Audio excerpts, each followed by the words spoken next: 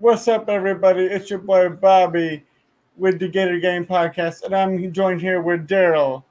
You know how we Right. do. We're gonna get into this. We just had a matchup, of a lifetime, and I know Florida came out on the losing side. And I'm not saying a moral victory is what I'm looking for because we're not the university to just take a moral victory. That's not what wins championships, but from the beginning of this game to the end of the game, we are going to explain everything that happened because we happen to be at the university while they're tailgating.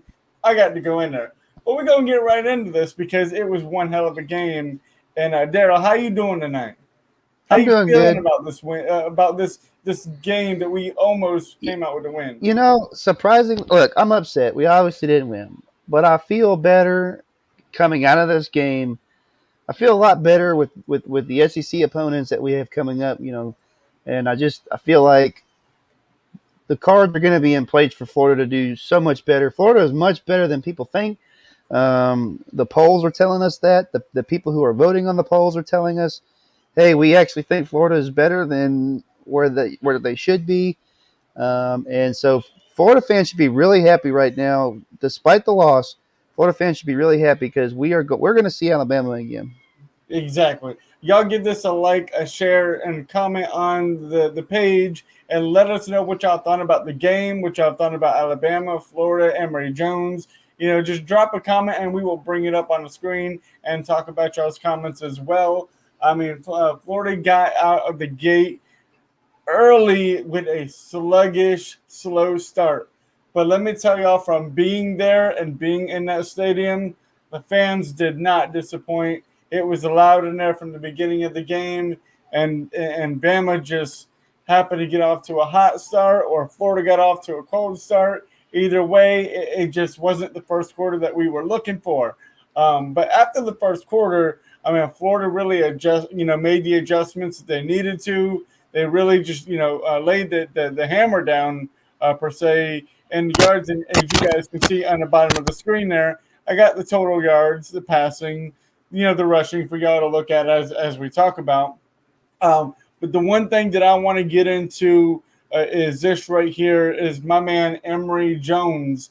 And yes, he had the one interception, but he really managed the game, and he looked a whole lot better than what he did the first two games. And he had a bad read, and he had the pressure on him. But you know what? 18 for 28, 195 yards, and it was enough to get it done. But that's not where our bread and butter was in this game. But Daryl, how did you feel about Emery Jones? Coming into the game, because I know we talked on the podcast last week of Emery Jones, and will he redeem himself? How do you think he redeemed himself? I mean, other than obviously, one mistake through the interception, but um, he looked a lot better. He looked more comfortable. He was able to get his feet moving, make yards on the ground. He definitely showed a much more improved quarterback for us. So I'm not disappointed. I mean, there's a few little things he still need to work on, but he is improving. So I think he's going to be where we need him, especially as we go down the stretch in SEC play. Yes, I seen on Twitter just right before the game that Anthony Richardson was cleared to play, but would not play unless Emery Jones had to come out of the game. Rather, that was like an injury or a helmet coming off or whatever. But we never had to see AR-15, and we were wondering if he would play, if he wouldn't play. I mean, I know himself. He was wanting to get out there, but with the hamstring injury, they are iffy, and you don't want to overdo it because in reality, yes, we would love to win this game, and we almost did with what we have. Um, but the ultimate goal is to get to the SEC championship, and I think AR-15 is going to be a great person to have throughout the season to get us there because we do have some big games coming up, and we don't want him sidelined. So being at home, in front of the home crowd with Emery Jones and the running backs and just the defense played well. It was just a great game to watch.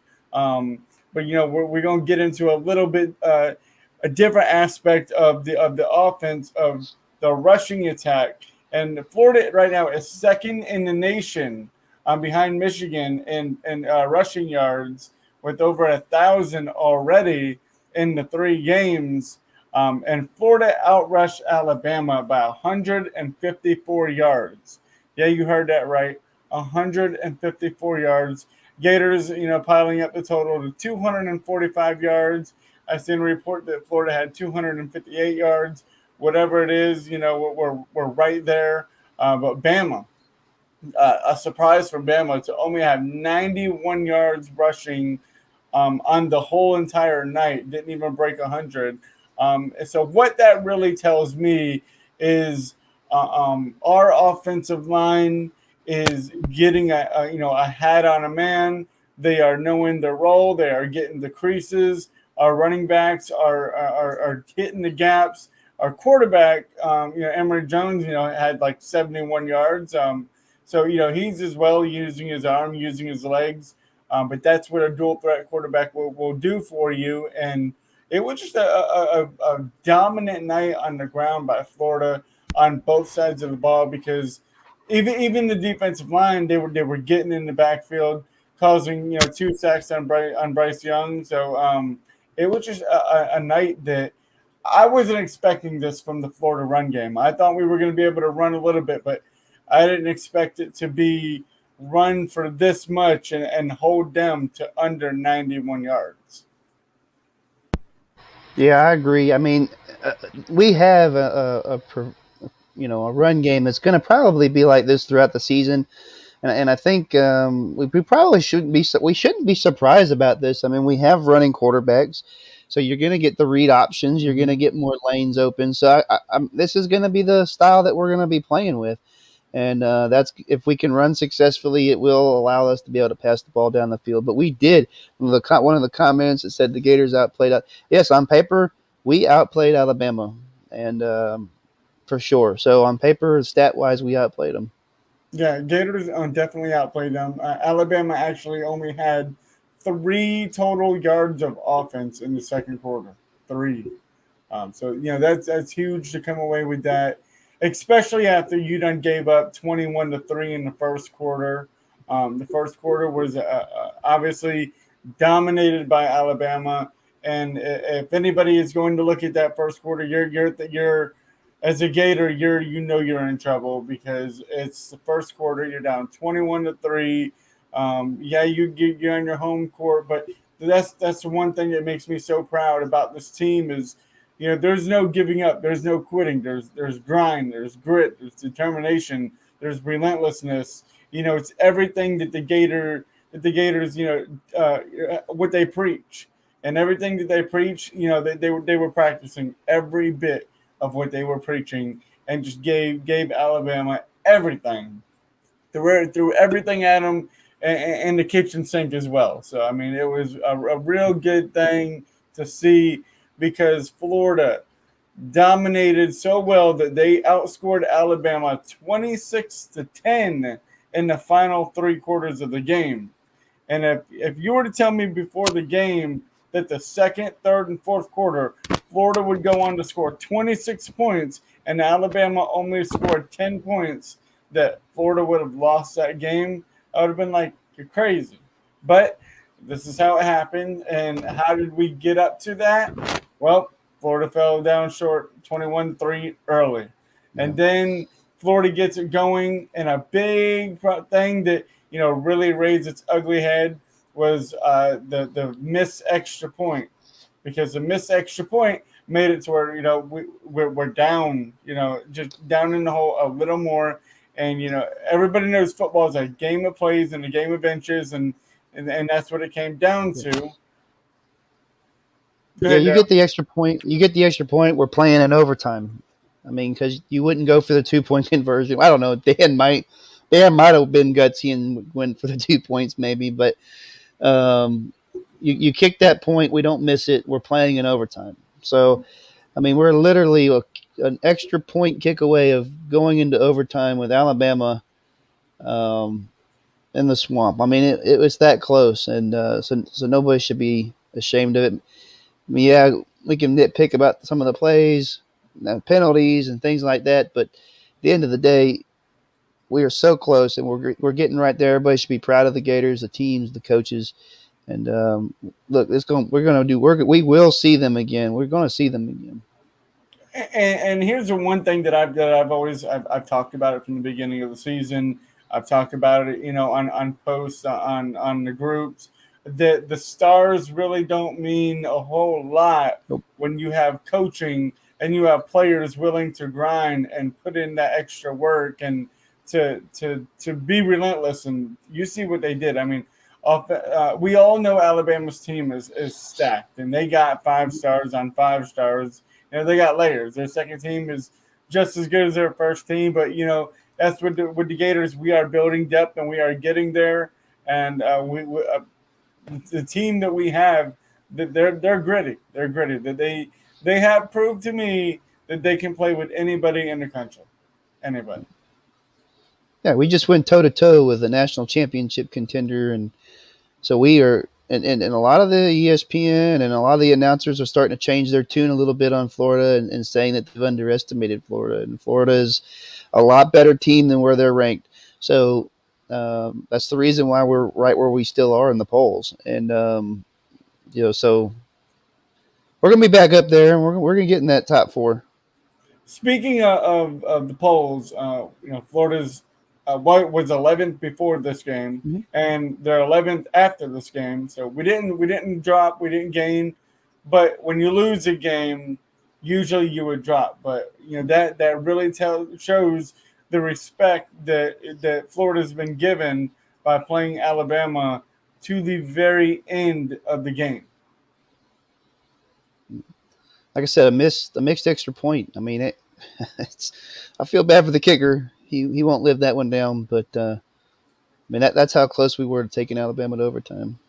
Yeah, well, I mean, let's talk about that final play of the game. Well, not final play of the game, but final play, offensive play for us of with the 2 point conversion, and the play calling. The play calling, I get it, but at the same time, you don't have to have that kind. And what surprised me was that play call. Because that play call was you've been able to run on them all day long, and you take a fullback and you put Damian Pierce back there, and you snap the ball. The fullback goes in for the block. Damian Pierce gets the ball right behind him, and you just get the 2 yards that you need, and you tell your offensive line, push them back. Let's get Yep. this. Let's get this 2 points so Yeah. we can get overtime. I just feel like you don't try to hold the ball into Malik's stomach, and you're both kind of tiptoeing into the offensive line. Yeah, he was trying to get a read off that edge, and he didn't have the edge anyway because there was two guys right there. That was probably one of the plays that maybe EJ, that was given to him, I guess. But he should have just put that in the running back's arms and let him go for it. If we get it, we get it. And he even acknowledged that in the game. Like if you watch that play that happened, he's pointing to himself. He's saying, "Look, that was my fault. That was my fault." So he knows where his improvements are. If you go watch that play, you'll see where he's taking the fault for that. So that's good though, because if he's taking the fault for it, he's not blaming somebody else. He can work on it. He definitely should have handed that ball off right away. The edge was not there. He was reading the edge, but that's one of the plays. And then of course the interception. But he is improving, so that's good to see. He is improving, and we have a comment that he needs more power behind his throws and to get better with the reads, with reads quicker. I would definitely agree with you on the Yeah, reads. When they're in their breaking route, you want to get the ball to them right then when they come out of that break, if it's open, obviously. And a lot yeah. of times it is open and it's there. We've seen it time and time again. I don't think he has a problem with the power. I think he can get it there. I just think he waits too long to go to try to zip it in there, and he's got to throw it a little harder than or a little less accurate than he Yeah. wants to because he's having to rush it. And sometimes these interceptions can get the quarterback's head a little bit, and I feel like maybe I could tell that he had some struggles, but he was looser in this game for some reason. He did make good throws, a couple that were out there, but I think if he just loosens up and be himself and trust his decision making, and that's where you build your speed. Look, you got he's second questioning his decision, and so that's why I think you see that delay. He's got to stop second questioning it. He's got to look. I've got it. I'm throwing it, and it's got to be that 1, 2, 3 throw. And I did see improvement in this game. I mean, you're playing Alabama. You're playing the number one team, probably one of the better defenses in the country. He did improve this week, and he's gonna be the guy. He's gonna be the guy that's gonna carry us through. Yeah, he had some powerful throws, and I think that's what he's capable of doing. Yeah, But fully I think, capable of it. but I think he just waits too long to read the Yep. defense and to He's get it in there. That's his problem. he's second guessing that first. I got the guy. You just it's almost you almost can't think about that too much and get it out there. He's worried too much. He's gonna make a mistake. But for those of the people who, and I want to talk about this because I feel like it needs to be talked about, because last year and the season with COVID and all of that and not being able to get the team, this and that and yada yada, we had the number one passing attack in the nation. Okay. This year, we've done a complete 360 and Yeah, now are second in the nation in rushing. So we're right there at the top and a yeah, completely different thing just 1 year later. First, you lead the nation in passing. Now you're basically leading the nation in rushing. I mean, and the yeah. toughest conference. I don't know why we're surprised about it. I guess we should have kind of expected that this year. I mean, we have the mobile quarterbacks, which definitely help the running game for sure. Well, Um, the only but real reason I'm really surprised at that is the fact that usually your passing game will kind of open up some running game, and that will allow you to be able to run the yeah, ball. So last year we should have been able to yeah, run the ball at least a little better than what we did, because you yeah, usually pass block or run block better than you can pass block, but we didn't have that problem. Kyle was no, able to read the defenses and get the ball in there, but this year it's a whole different team. It's a same line though, and they're able to get a hat on a man and get to the second level of the defense mm, and create creases for our running backs or yeah, quarterbacks. I mean, I get it. Yeah, we do have the mobile quarterbacks, but last year should have been just about the same when it comes to being able to create a yeah. crease. I just don't know if we had the push on that offensive line last year like we do this year. It seems like, and having that. See, the thing about having that mobile quarterback though is it allows it to literally be a man on a man, blocking. Whenever Mm-hmm. you're handing the ball off to the running back, um, the defense actually has the numbers at that point by one. So the running quarterback does open up. I think we're running the ball in a more spread. There was a lot of read options, Mm-hmm. and if you watch that game in Alabama, a lot of read options. We put the defender in a bad spot, and either Emery took it a couple times, pitched it a couple times. We even seen one where he did a inside pitch. It didn't go very far, but there was three options in that run play. He pitched it to the inside or outside. So I think when you have that mobile quarterback, it just really it's almost like running the triple option in a way, just in a more spread formation, which that helps the running and the blocking, in my opinion, compared to what we were trying to do last year. Last year we were trying to, you know, there were some schemes, of course, but it was run up the middle or the left or the right with your running back, and I don't think Florida's that. I don't think Florida's that kind of team. Well, we did kind of find out what kind of team Florida was, and they're a gritty team that if they can come out to a fast start, I mean, uh, I kind of expected maybe the defense to come out a little, sluggish. Maybe the offense kind of be able to rush and slow the game down, because one of the keys of the game that I had was Florida needed to run the ball, establish a Mm, running game, which they did that. Win the time of possession, they did that. Win the turnover battle, which that did not happen. no, So you look at, Florida kind of had some, some boxes checked off, that they did really great at, especially quarters 2 through 4. But just in that first quarter, you go down 21-3. yeah, You miss an extra point. You have a bad play yeah, call just on the 2 point conversion. So, I mean, there a really little, was a handful of plays that decided. yeah. That decided this football game, and then the interception led to a touchdown. So Hmm. I mean, that's 6 points, 7 points right there that we gave them. I mean, there's just so many ways you can look at it, but much improved team though, much improved team. Looking forward and not disappointed in them at all. Nah, I'm definitely not disappointed, and I'm looking forward to the Gators. Back at home at the Swamp at Yeah, 7 p.m. against the Tennessee Volunteers. We will definitely get into that more on the podcast Thursday night at 7:30 for the preview of that game.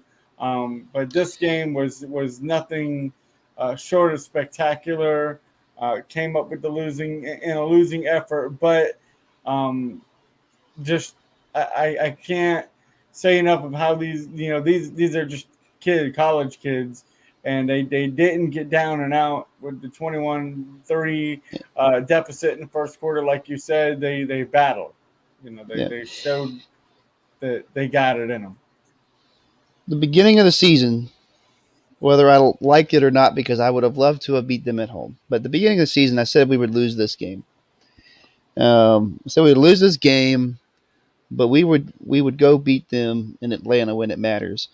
And I really think that this game is going to add so much fuel to the fire. Because you know what Dan went in there and told them?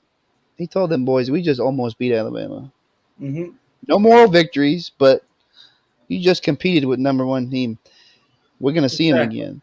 Exactly. So they know, and they know that everything's still in front of them. Everything's still in front of them. They cannot, what they cannot do is get complacent and go lose to somebody they're not supposed to. Right. We have to Win the win, but games you're supposed to.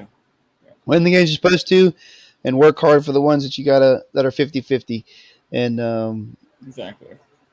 and I really think after watching this game that the talent is definitely there to go win the East, and it's definitely there. I absolutely agree. And for whoever that put solid podcast, guys, so we thank y'all and appreciate y'all for Yeah. tuning in, dropping your comments, getting involved in the podcast, and we see y'all, we recognize y'all, and we love and appreciate y'all. So thank y'all very much for all that y'all do. 'Cause, we enjoy what we do. Uh, but before we get out of here, I just want to drop one little note of I think that the rest of the season with Tennessee, Kentucky, Yeah. these next two games right here, a home game and a road game, I think we're going to see a more improved, cohesive group, because I don't think this loss, um, knocked any confidence down. I No, think this shit I was think it just actually built fuel them to the up. fire, and Yeah. more fuel to to the motivation. I think they built them up, and somebody made a comment about Kentucky, and yes, me and Bobby were talking before the podcast. I said Oh Kentucky yeah. in Lexington is going to be a tough game compared to what most people think. That's going to be a tough one. They're getting 400 or 500 Mhm. yards per game. They're looking really good. They can pass the ball. They can run the ball very effectively. So that's a tough one. They may even compete with Georgia along with us. So we have to watch that one. And then of course the Georgia game. So those two right there are the keys in winning the East, in my opinion. The rest of them we should win.